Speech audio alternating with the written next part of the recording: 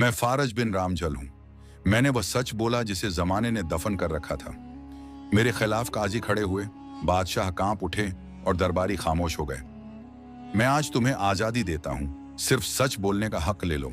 यह उस वक्त की बात है जब सच कहने की कीमत जान से बढ़कर थी, जब जालिमों के दरबार इंसाफ के नाम पर गुलामी का ऐलान करते थे, जब सच बोलने वालों को जिंदा दफन कर दिया जाता और खामोशी ही नजात समझी जाती थी। मगर उन्हीं अंधेरों में एक चिराग जल उठा। उसका नाम था फारज बिन रामजल। एक आम सा इंसान, मगर सोच में आजाद, जबान में सच और दिल में आजादी की लौ। वह उस वक्त खड़ा हुआ जब शहर के बाजारों में सच्चाई का सौदा हो रहा था, जब काजी तलवार के सामने झुक गए थे और आलिम तख्त के साए में दीन का चेहरा छुपा रहे थे। फारज ने कहा, मैं उस कानून को नहीं मानता जो इंसान को गुलाम बनाए।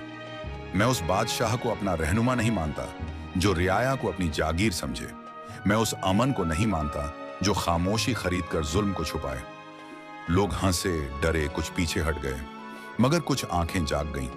वह काफिला जिसका कोई झंडा न था, एक पैगाम बन गया।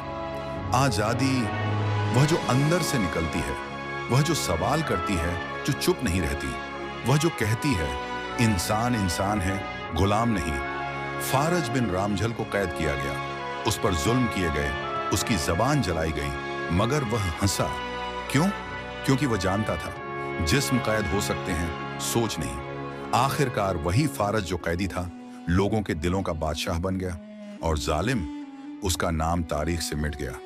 मगर फारज की सदा आज भी सहरा की रेत में गूंजती है। ऐ इंसान, अगर तेरी आवाज तेरे ज़मीर से निकले तो तख्त भी कांपते हैं। ये थी फारज बिन रामजल की कहानी, एक आजाद इंसान जिसने तारीख को कलम और हक को आवाज दी। ये उस दौर की बात है जब सच बोलना जुर्म था और बादशाहों की मर्जी के खिलाफ जीना बगावत कहलाता था। काजी ने सुना लेकिन अदल न किया, क्योंकि इंसाफ सिर्फ अमीरों की मिल्कियत था। ऐ लोगों, जो सांस अल्लाह ने दी वह बादशाह की मिल्कियत कैसे हो सकती है? गुलामी गुनाह है और सच बोलना इबादत। एक आजाद इंसान सबसे बड़ा खतरा होता है उन तख्त नशीनों के लिए जो खौफ से हुकूमत करते हैं। कैद हो सकता हूं, लेकिन मेरी रूह आजाद है। वह कैसे छीनेगा मेरी सोच जिसे खुदा ने बख्शा?